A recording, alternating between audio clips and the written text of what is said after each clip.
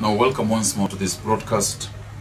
And as I introduced it earlier, I am reflecting really on the coronavirus, that which they're calling COVID-19 in technical language, a virus that is now causing fear and pandemonium all across the world. It is a horrible, horrible, horrible thing when you think about it in the way that it's causing global anxiety. The World Health Organization has now declared this a global health pandemic. Nations are scrambling. Scientists are putting their best foot forward, consulting their books and going back to laboratories, trying to find a cure or at the very least a vaccine or something to manage this thing that is causing the world to go and to spin in quite horrendous fear and anxiety. I've been traveling. The other day I was in South Africa, in Botswana and Zimbabwe, and just a couple of days ago I was in Uganda. And you go through these border crossings, airports and stuff, and you see the way people have panicked. This thing has taken over the lives of people. It's amazing what's going on here. You see, it's not just that it's restricting movements, because now governments are issuing travel advisories for their nationals not to travel to countries for example, cruise ships, luxury ships that ferry people across the high seas are now docked upon the high seas, some of them stranded, not finding landing in any favorable country because people are afraid of contracting the coronavirus. Our social lives have been completely disheveled and disarrayed.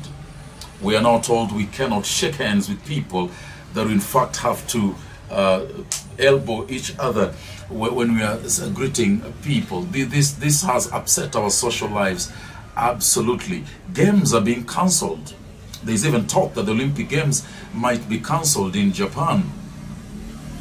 Big clubs in the European League, Premier League, La Liga in Spain, Premier League in the UK, and also the NBA in the USA, cancelling their events. Concerts are being cancelled. I mean, our life is literally coming to a standstill. Our social lives are disabled. We're now being told to keep a distance of at least a meter from one another. Even those family members that stay together, if you begin to cough and to sneeze, keep that distance. Our social lives are not the same any longer. But it's not just social life. The economy of countries, world economy, is crumbling like a house of cards that it is actually. Stock markets falling across the world. Nasdaq, FTSE, New York Stock Exchange, from America to Europe to Asia to Africa, the stock market is falling so rapidly, losing ground in such proportions as they say were only seen last time in 1987 in what they called then the Black Monday. So the world is staring at a global recession in terms of economy. Prices are going to shoot because movement of goods and services is difficult. People are anxious, and for good reason. This virus, this small microscopic organism that cannot even be seen by the naked eye, is causing the world a spin.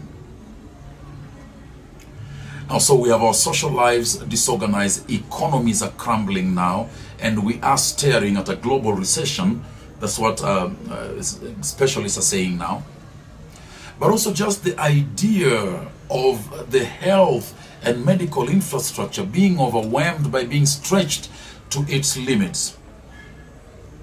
Yet we are in the 21st century, ladies and gentlemen. Yet we are in that century of enlightenment and progress and human development. We're in that stage where man is imagining himself to be a master of his own destiny. That's a very popular word these days. When people are thinking that we do not need God at all, that God is an idea, a contagious idea, somebody said, passed on from generation to generation, then these things happen, calamities happen. And we realize we are not in charge. We are not in control at all. Somebody else is. Something else is.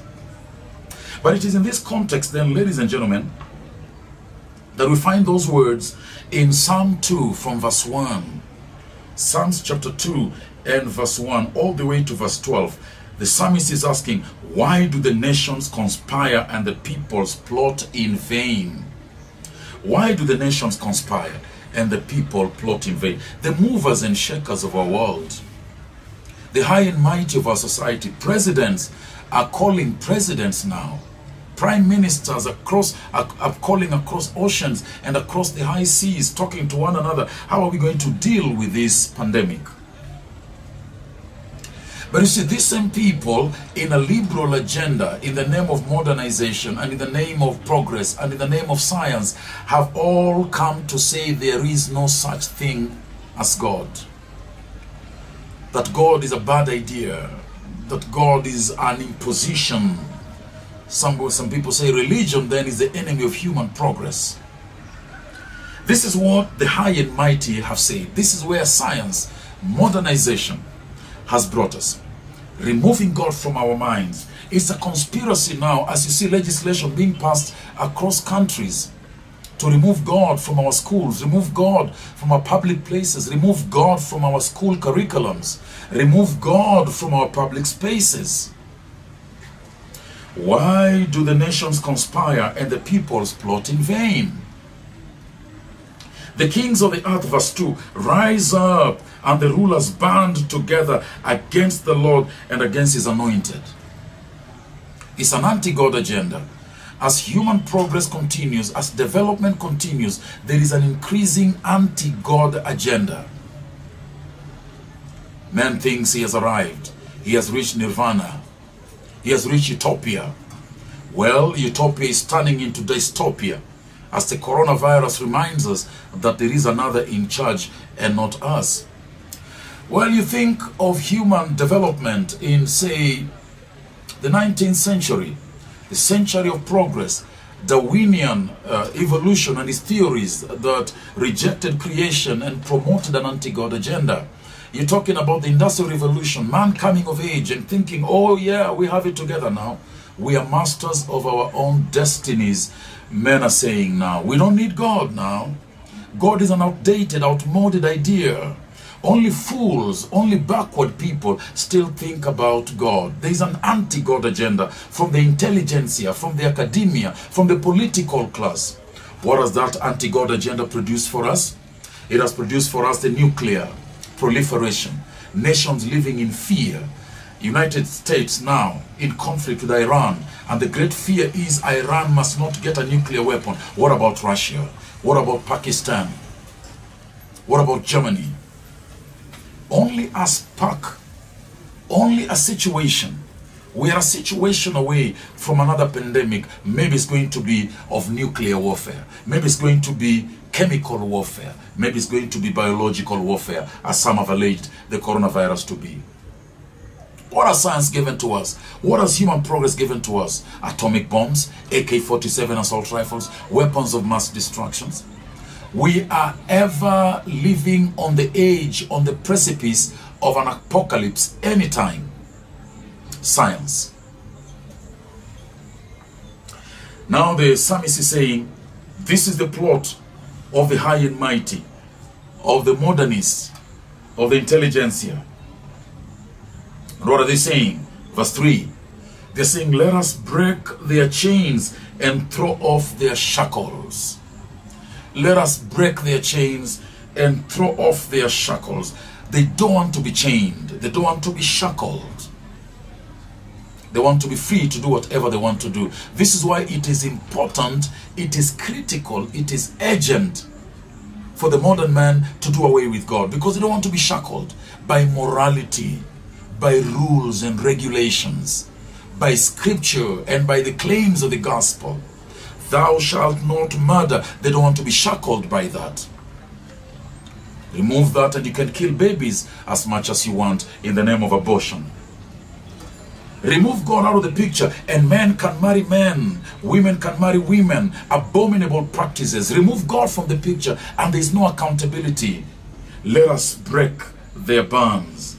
Let us break their shackles. The shackles of conscience, the shackles of tethered liberty, the shackles of morality. Let us break those so that we can be free to do whatever we want to do. There is an anti-God agenda.